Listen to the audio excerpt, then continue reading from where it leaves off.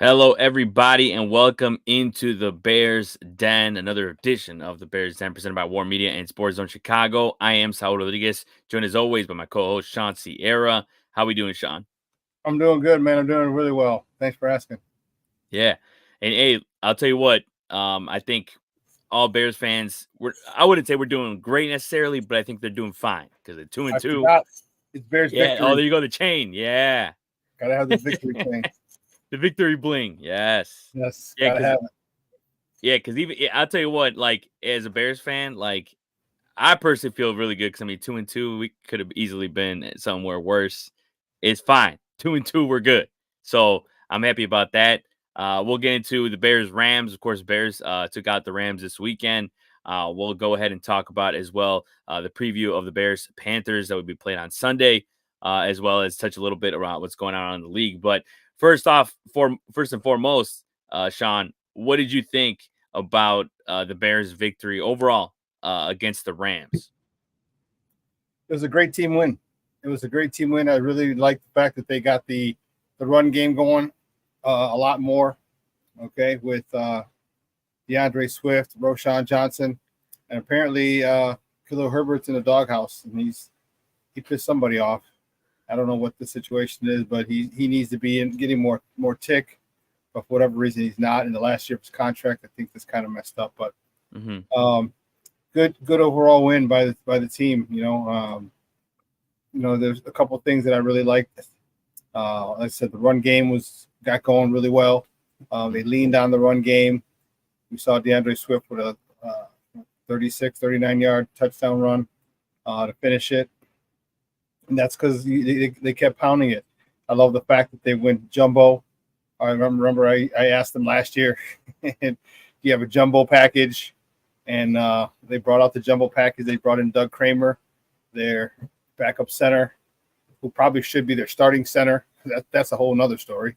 But the way they brought him in and the way he blew the hole open for Roshan Johnson, I liked it. It's a tone. It really it did wonders. All right, it's a mindset. So I love that. I love the way Caleb was developing. All right, last week he threw for 300 yards. Okay, but then this week, he checked it down. He hit the check down a lot. He missed a couple of throws, but that's to be expected. He's still trying to get in sync with everybody. But the thing that I did like about it was after he missed that throw to DJ, he brought DJ and Keenan Allen over to the sideline. They talked about it. And according to DJ, who talked about it on Monday, they're good. They're good, and that won't happen again. So a lot of good stuff. Defense just dominating as usual. And, the third phase, the punter, Legatron, Torrey Taylor, what a phenomenal job he did, pinning them inside the 10 3 times. It was, stuff like that. I think that might that could change the Bears' approach on fourth down. Instead of going for it, in situations where you probably would, you could say, depending on the time, you say, hey, you know what, let our punter pin him in, our defense, stop them, and then we can, and get the ball back in decent field position. So he could alter some of the game plan for the offense. So there's a lot of good stuff that's happening that I saw, and I was really, really excited to see it. Yeah, no, I agree. I think it's progress, and it's like we've been saying this from the beginning. It was never going to happen overnight, as some Bears fans, kind of thought it would, and it's we're seeing it now. And yeah, I think, and I saw some of the predictions, of course, from last time show that I saw Joe's prediction of 24-17. He was really close there. And then Shawn, we were on the same page, honestly, because going into next week or going into week 4.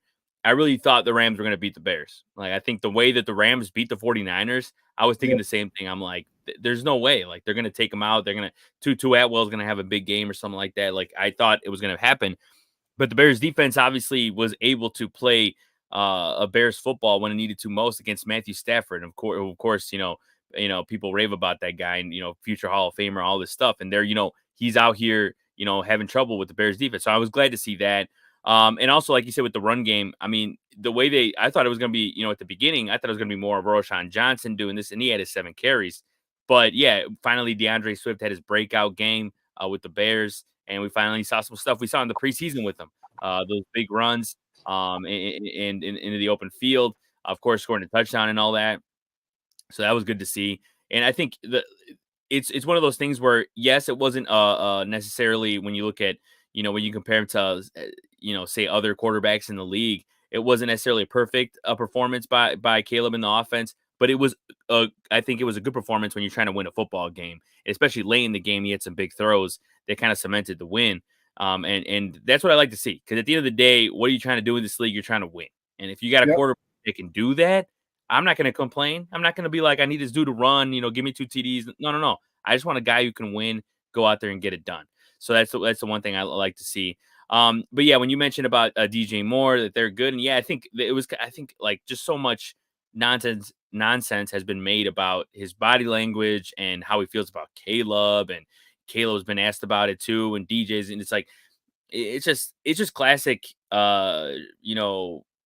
just stuff to talk about in negative times, because at the end of the day, we obviously have seen so many times, the Bears lose.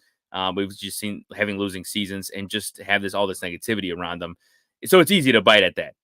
But at the same time, you have to understand that, like, if you're losing or you're not getting any wide receiver, I think, and Shawn, you could attest to this the most, is that you played football, is like, I always hear wide receivers. I talked to Glenn Morgan, our guy, like, he said any wide receiver is going to be ticked off about not getting the ball 10 times a game. You know what I mean? Like, not any wide receiver is going to be getting it, especially in an offense like this, but it's like any wide receiver is going to be pissed off that they're not getting the football enough. So, like, you look, I don't see it as something abnormal. I just see it as part of the game. And I think once the winning starts, if, they're able to get on a roll here, I don't think anyone's going to have bad body language. It's just going to be, at the end of the day, it's going to be about winning. And that's what I like to see. But when it comes to the offense, obviously, going into last week, it was a lot of Shane Waldron having meetings with players and all this stuff. And do you think, from your perspective, Shawn, you saw any type of, I wouldn't say upgrade to the offense, but you saw some notable changes compared to past weeks, that you're like, okay, maybe Shane Waldron's getting it a little bit. Now, I know there's a lot of checkdowns, as you mentioned, but I think at the end of the day, if you're trying to get a win, that worked out for them. But how did you feel about the offensive play calling in game number 4? I see Shane Waldron adjusting. So, he had Caleb throw 52 times last week, and this week, it wasn't that, thank goodness. So, I was really happy to see that. Really happy that Caleb took to the coaching. Okay. If things aren't there, take the check down.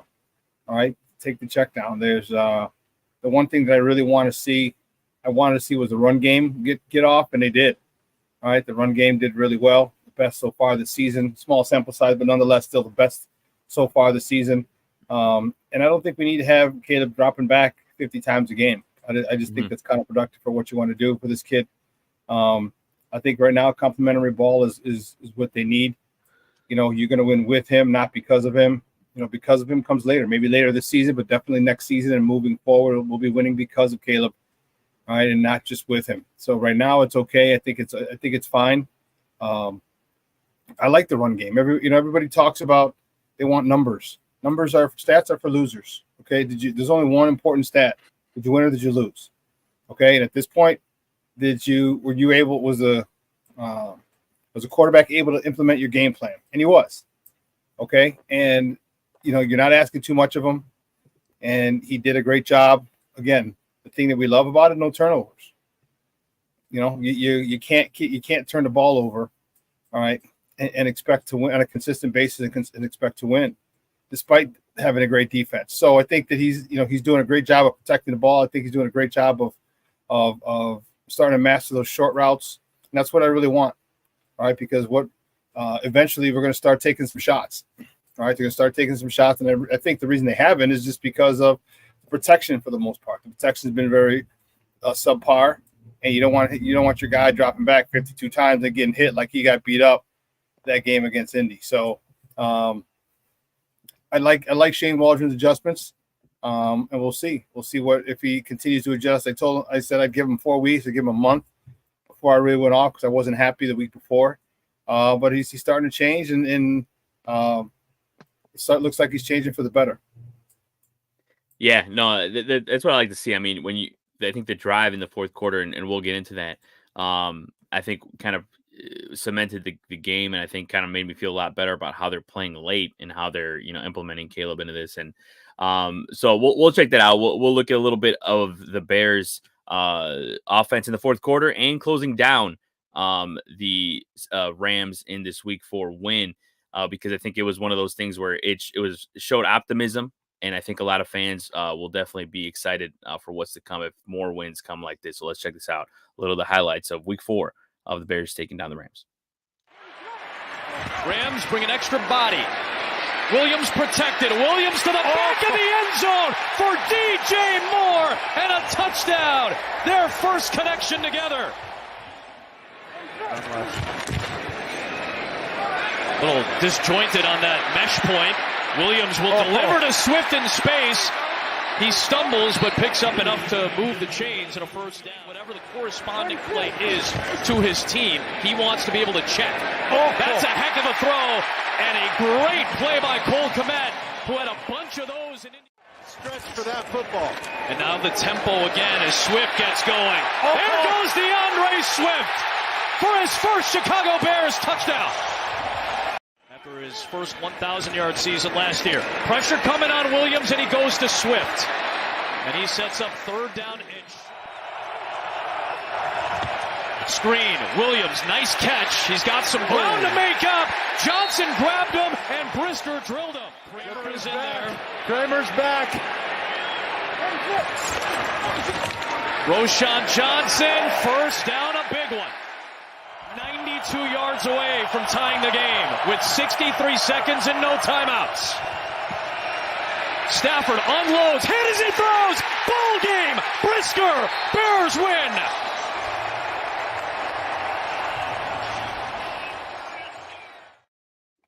Yeah, and of course that could have been Brisker's second pick of the game. Of course, obviously he stepped out of bounds that one earlier, so unfortunately that wasn't the case. But yeah, and of course, as we mentioned, with they were pinned down in the back. The Rams were, because of Taylor's great punt, and obviously he was named the NFC Special Teams Player of the Week. So that was awesome. But one guy I did want to talk about that didn't get a lot of action in that game, of course, Keenan Allen, because he hasn't had a lot of action all season long with injuries and all that stuff. There's been a lot of chatter now, and I kind of want to get your opinion on this, because there's people talking about, I don't think it's going to, let's just put it, I'll say this, I'll preface this by saying that I don't think it's going to happen. But apparently some people have talked about how the Kansas City Chiefs are trying to target him for trade. And, there was even chatter about before the season that the Texans were close on Keenan Allen, all that stuff. What is your opinion on all this Keenan Allen chatter? Also the lack of Keenan Allen this season. But we talked about it before the season started. And I mentioned it too, like guaranteed, like over under 5.5 games that he's going to miss. Like, it's just like, I just expected it. I know he's been a little healthier the past couple of years. I get it, but plenty of times we've seen Keenan Allen's career missing a lot of games. It's just part of it. I think it also has to do with the fact that they got Rome Odunze, because he had to be prepared that Keenan Allen was going to miss some games, or that, there's going to be injuries, because there's always injuries in the NFL. Mm-hmm. But what are your thoughts overall on just the lack of Keenan Allen, of course, the injuries, and just this whole chatter about, the possibly being a trade, which for me wouldn't make any sense, because why would you trade one of the top targets of a rookie quarterback you're trying to implement into the league? Go ahead, Shawn. Yeah, no, I think that's, people just start talking nonsense. All right. You just have too many crazy Bear fans. All right. Too many with silly, crazy takes. No, we're not trading. Don't trade. You're not trading Keenan Allen. All right. He was out a couple games. All right. I think it's getting back into the flow. He'll be fine. It'll be fine. If you expect him to get 1,200 yards like he did last year, I highly doubt that. Mm-hmm. But I think he's going to be a key. And here's the thing: we haven't seen them unleash Caleb yet. Yep. All right, we really haven't. I mean, he threw 52 times, but Keenan was out. So I think there's going to be a point in time when they take the training wheels off. And that's what I wanted, or I felt the first 9 games, 10 weeks, first 9 games of the season were going to be. We're going to be kind of getting Caleb and everybody up to speed on the same page, really getting the short game down, the run game down. All right, so they can really open it up later in the season. And if they do, it'll be fine. You know, I think Keenan Allen will be able to. He's going to do what he does, and he's a great third down outlet. He's a great third down safety valve for Keenan. I mean, for Caleb. So I think he's going to use him as that. And you know, I'm not worried about it. I'm not worried about it. And like I said, all the trade talks, they're just talks. I really don't think they're not going to trade Keenan for. They're not trading Keenan. I just don't feel that it'd be silly. You're not going to take a vet away from Caleb in his development. So yeah, I don't think so. But as far as Keenan, he's got to be healthy. You know, and he got through this week coming off an injury, a heel injury, and hopefully he's not too banged up, and he can play a bigger role, because in third down, he's one of him and Travis Kelce are two of the best at finding soft spots in zones, and that'll be huge for Caleb's development if he can start hitting him on third down. Because right now that's just been occupied by Cole Kmet, which is fine. It's fine. I have no problem with that. That's your tight end. The tight end just got inked for a couple years, a year or so ago, or last year with a deal. He's going to be here for a minute, so you get some chemistry with him. It might be a situation where it can be a Mahomes Kelce type of deal where he always knows where Kmet's at, and I'm okay with that. I'm more than okay with that. But you're going to have an extra guy there in Keenan Allen who can do the same thing. So no need to chat, to get crazy, and I don't think he's going anywhere. And I think it's a good thing. Yep, I agree, and I think it's just people want to talk, and I mean, it's like as soon as Dak Prescott was signed to that big deal in Dallas, you had Bears fans saying Micah Parsons is a Bear, so it's so as soon as something goes down, Bears fans are going to be out here talking that talk and all that. So we'll see what happens. It's going to be interesting though to see, because as much as he had 3 catches on Sunday, and the Bears always just always are not great at third down, and they were 3 for 9 on Sunday against the Rams anyways. So it's something that I feel like they really need to implement it more like that in the third down, and they just, if he's good at it, then let's get him the rock when times they need him. And you mentioned, I know that you're trying to get Cole Kmet to do that. It's like, yeah, it's another guy they got to implement more. And with Khalil Herbert too, you mentioned him earlier, I forgot to say, is like, I don't even know if Shane Waldron and Khalil Herbert know each other, because he hasn't, like, what? That makes no sense to me. But anyways, we'll see what happens. And now looking ahead, we'll see what happens against the Panthers. This is a Panthers team that, dare I say, is a new look Panthers team in the last couple of weeks with Andy Dalton. No, not only do I say new look because they won a game, not only do I say that because they played well against the Bengals even though they lost. They have 15 guys on the injured on the injury report. That's great. So they got like a whole team on there. But what do you see with the Panthers this week? Because people want to chalk it up as a win. Even with they want to chalk it up as a win. I know with Bryce Young it's different. Like, you want to chalk it up as a win, sure. But at the end of the day, you got to go out there and play a football game. And I think now they're playing with a little bit of more of a chip on their shoulder. You got Deontay Johnson, Andy Dalton connection, all that type of stuff. But what do you see? What do you foresee in this Week 5 game against the Panthers? I can see it going either way, but here's what I want to see. Yeah, I can. That's what I can see. I can see them. I can see Eberflus really getting these guys fired up and to play this game, and leave no stone unturned, and give the Carolina Panthers the proper respect that they deserve. If you do that, then you'll beat the hell out of them, because it means you're going to prepare. Because we're a far better team on paper. We're a far better team roster wise. We're a far better team. Okay, and if you give them the respect that they deserve, and you go into this week preparing with the respect that every professional football team needs, doesn't matter the record, because anyone can beat you. Mm-hmm. But if they give them that respect, then I think the Bears will handle business big time. I think it'll be probably a minimum 3 touchdown win. They should. I could also see it going the other way, where they don't give them the proper respect that they deserve, and they kind of half-ass it through the week, and Carolina keeps it close. This is a game that should not be close. This is a game that should not even the closest should be kickoff. We're 0-0. That's it. They really need to. This is a game where you can get off. This is a game where if you focus on the little things, all the little things, you'll blow this team out of the water. And I want them to be like a machine. I want and really have no emotion. Excuse me. I want them to just go through this team like a machine, because believe me, I know they got 10, 15 guys on the IL. Hey, no one cares when our guards were down and our center was down, and hey, no one gave a damn about it. Okay, it's part of the NFL. Welcome to the big leagues. It happens to every team, and unfortunately for Carolina, it's happening for them right now. So I see it, and this is going to be a good barometer of Coach Eberflus's coaching ability. Can he get the guys up? They know this team sucks. They know this team is not good, even with Andy Dalton. Okay, if they go out and handle business, like I said, give them the respect that they deserve in preparation yesterday, today. Okay, then it's gonna be no contest. And I'm looking forward to this Bears team dominating. All right, building up a lot of momentum. I really want to see.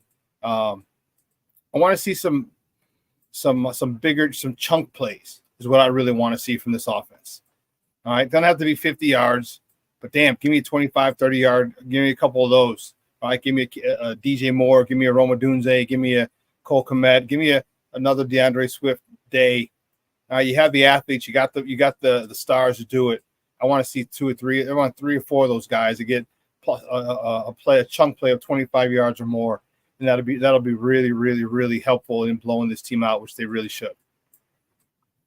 Yeah, I agree. If they Bears play how they should play, it definitely should be a W. Now you look at mentioned Deontay Johnson. He's also questionable for this game, but I mean they also have Xavier Legette, who's another first round wide receiver there. Yeah, South Carolina. Yeah, I like him. Yeah, South Carolina. Hell yeah. So they definitely have weapons, regardless, even if Deontay is not able to go there. So got to step up and get another win and get over 500, and that's going to be a big game, regardless. Now we'll shift now to around the league because there's a lot of things going on in the league. We mentioned before we came on. Jaden Daniels, the Minnesota Vikings, all that type of stuff. Devontae Adams might get traded, all this type of stuff. But we'll start with Jaden Daniels. Like, what have you thought so far? The first few weeks of seeing him, because look, at the end of the day, people are always going to want to pin people against each other, and they're going to say, "Oh, Jaden Daniels, Caleb Williams." Like, dude, shut up. Like, I'm enjoying Jaden Daniels for who he is. I'm enjoying my boy Caleb Williams as he is. Jaden Daniels is going off and he's doing work. What have you thought about the young dude with the Commanders getting the job done so far, man? Well, a good friend of mine, Coach T, had said in the draft, he said that Jaden Daniels is the most pro-ready quarterback coming out of college, more so than Caleb. All right, and it has nothing to do with Caleb being with either or. It has nothing to do with what their career is going to be. He just said coming out of college, in his assessment, Jaden Daniels was the most pro-ready quarterback coming out, and you're seeing it. All right, you're seeing it. I'm happy for the kid. All right, they have a nice history of quarterbacks. Actually, black quarterbacks too, with Doug Williams there in Washington, being the first black quarterback to win a Super Bowl. All right, the kid is taken to the coaching. All right, he's taken to coaching Cliff Kingsbury, and I'm happy for him. All right, it doesn't mean his career is going to be better than Caleb's. It doesn't mean that at all. It means right now he's got out of the gates quickly. But just things can change quickly in the NFL. Things change week to week.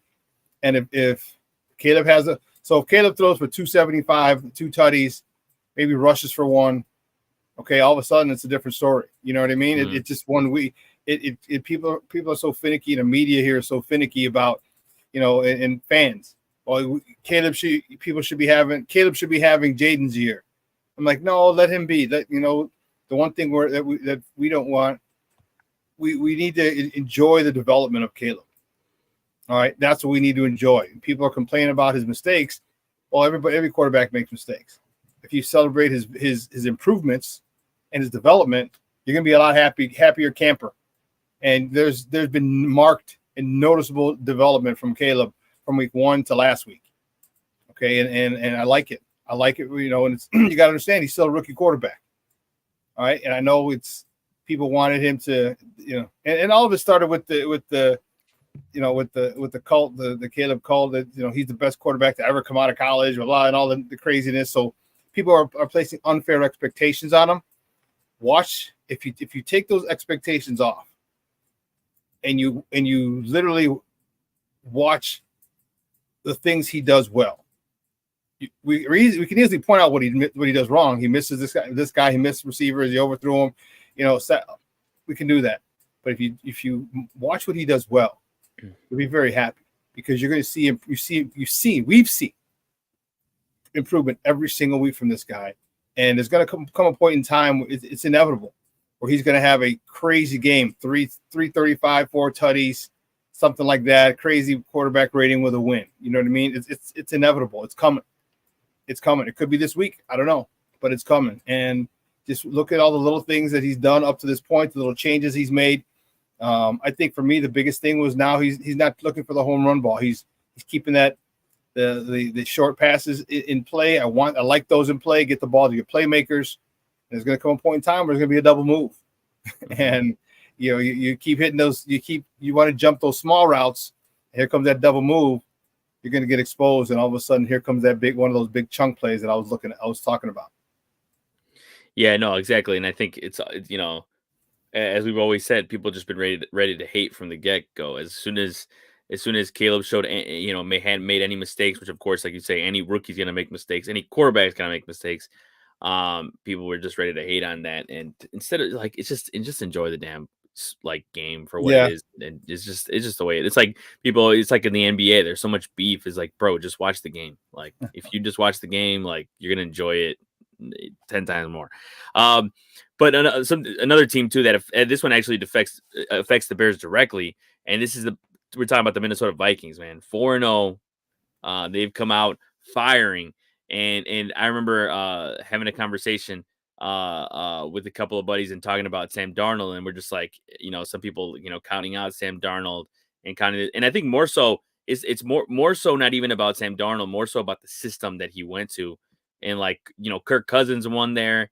And the system that Kevin O'Connell and the Vikings have set, obviously it's set up for winning, man. It just is. I mean, it's just like, you get the right guy in there to get the job done, and they're going to win games. And I don't know if anyone expected Sam Darnold to be out here at 4-0, but they were out here beating the Packers, beating the good teams. I think the only team that you wouldn't really count as very impressive that they beat is the Giants, but who cares? They went out there and got the job done.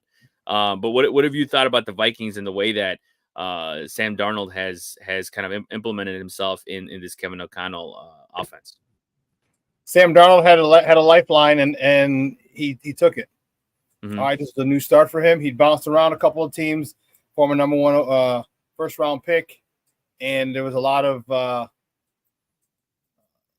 negative talk about him being a bust, and for all intents and purposes, he was. All right, he was a bust. He got a new job, a new outlook, and here's what happens when you give a great coaching. And some smart guy once said coaching matters. I don't remember who that was. All right, but he got in a system with a coach who knows how to accent and play to his strengths, and it helps when you got a Justin Jefferson, Jordan Addison. Okay, it helps a lot. But the thing is, you still got to get the ball to him. You still got to take advantage, and he is. And this is all without T.J. Hawkinson. Hawkinson's been out, and this is with a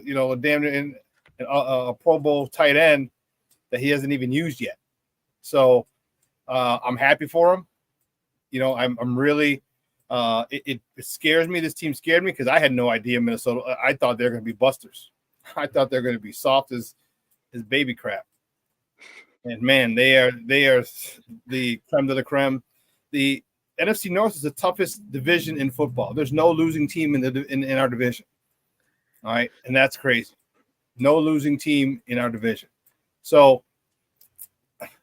it's going to be a problem. We got to face them at the end of the season. My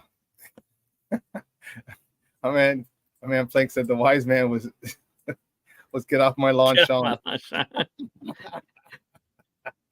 You gotta change your title of that. Get off my lawn, Shawn. Yep. On one of my rants. And this is going to make it a lot more difficult in the second half of the season, which is why this game to me is pivotal. This game to me is pivotal. And I know a lot of people said last week was a must-win situation, but I think this game is pivotal. And it's pivotal because I need the chemistry developed. I need Caleb to do well. I need the running game to do well. I need DJ to do well. I need Keenan to do well. I need Cole Kmet to do well. And I need this defense to continue to dominate. I need a lot. And this is a team that you should, again, if you give them the proper respect and preparation for, you should dominate them, because there's on paper, on the roster, it's two different leagues, right? Carolina's not even in the Bears league. So that's what I need. I need for them to that's what I need to see. I need to see this team really handle the Carolina Panthers, because you have the Minnesota Vikings coming up in a few 6 weeks, 8 weeks. All right, you're gonna have them twice in the last 8 weeks. You're gonna have them twice, along with the Packers and the Lions. And if you saw the Packers are looking good as well. The Lions are looking good as well. This division is tough, so I need to see, this chemistry, because Minnesota is no freaking joke. Yep, and that's exactly why you got to get these wins now. You got to pack up these wins and get them now, because once you get to week 10, man, I can't stress enough how much of a gauntlet that is, and how that's going to be just it's week going to 10. be it's going to be insane, dude. It's going to be crazy. The last thing too I wanted to bring up was mention Davante Adams. There has been rumors about he wants to get traded, he wants to go somewhere else. Is that a guy the Chiefs target? Where do you think he goes? Plenty of options, plenty of places to go. Does he go back with Aaron Rodgers and the Jets? Who knows?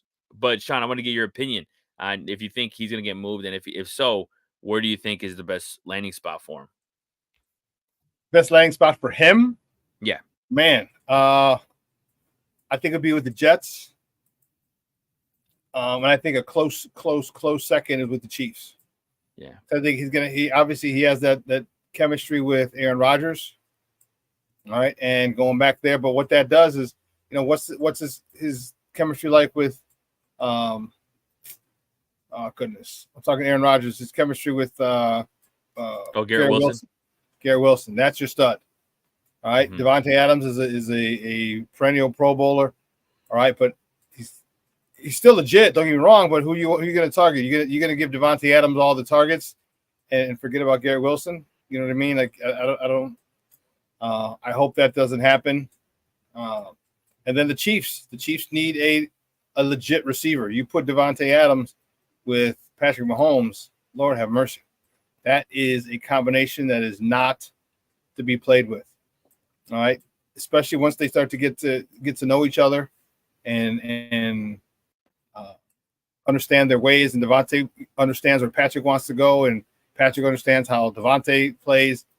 Man, it could be pretty crazy. So I think those two spots are the best spots for Davante. And yeah, I don't think he's going to be with the Raiders much longer. I know he asked for a trade earlier, so they're just going to try and get us. I think it's a second and a fourth round pick for him. Mm-hmm. We'll see who makes it happen, who pulls the trigger first. Yeah, no, and I think it's one of those things too where you look at a team like the Steelers too. I mean, the Steelers were out there trying to get Brandon Ayuk. So I think that's another landing spot that could be intriguing. But yeah, I think the best one for sure, like you said, would be the Jets, because you got chemistry with Aaron Rodgers, and I feel like it would open up that offense a lot more, so that Garrett Wilson could get more open and all that, and get more opportunities there. But yeah, look, I think also what makes it interesting too is more talks with other wide receivers, like for example Tyreek Hill, and they even asked him about it, and he was saying how he's happy. But do you think at all they would consider moving this guy? Because look, at the end of the day, they don't have Tua. They don't know when Tua is going to come back. Let's face it, none of the QBs they have are going to move the meter at all for them. So like, do you think that there's a situation where Tyreek gets moved at all in this season, or maybe off season? It's all contingent on what you're going to do with Tua. Mm-hmm. All right, if you're going to have him retire, or you're not going to bring him back. I mean, I shouldn't say bring him back. He just got a shitload of money. if you're going to ask him to retire, if he retires, then yeah, I don't think you get rid of him. But if he doesn't retire and he plays again, I don't think you get rid of Tyreek. If he does retire, then you might start to see a fire sale. You might start to see fire sale for some good picks, and there'll be a lot of people lining up for Tyreek Hill. A lot. Yeah, even people, I've seen people talk about, but is he gonna go back a reunion with Patrick Mahomes and all that stuff? And yeah, I don't know. We'll see. Yeah, I know. So it's gonna be interesting where they go and what they do. But finally, the last thing I wanted to bring up, of course, is predictions for Week 5. So who you think for the Bears in the Panthers game? What exactly you think the score will be? I will start off this week, and I will go with my prediction will be 27-14 Bears win. So I think the Bears are going to be able to hold off the Panthers, and I think the Panthers are going to play a more competitive game than probably people expect, but Bears are going to use that defense late in the game and come up clutch and win the game. What about you, Shawn? What you got? I got the Bears 32-16. I think I think they give up a touchdown late, and they just hold them to field goals. Hell yeah! No, yeah, 8. So, yeah, my prediction, 30-16. Yeah, Bears. Yes, sir. Hey, it's gonna be I think it's gonna be a crazier game than people expect. But like you said, as long as the Bears go out there and put some respect on the Panthers, they'll be able to go out there and get the win. Because I think it's a winnable game. That is just a fact. And I think if they go out there and play their game, they'll be fine. And we'll be looking forward to that for sure. But I think that's a good place to wrap things up for this edition of the Bears Den. I want to thank my guy Shawn Sierra for joining me. I want to thank everyone else for joining us for another edition. Our guy Joe Tanksley will be back next week. And hopefully everyone enjoys Week 5. The Bears take on the Panthers. Hopefully Shawn is wearing that next week again. As the Bears go for another win and hopefully get over 500 once again. So for the Bears Den, War Media, Sports Zone Chicago. Take it easy, everybody.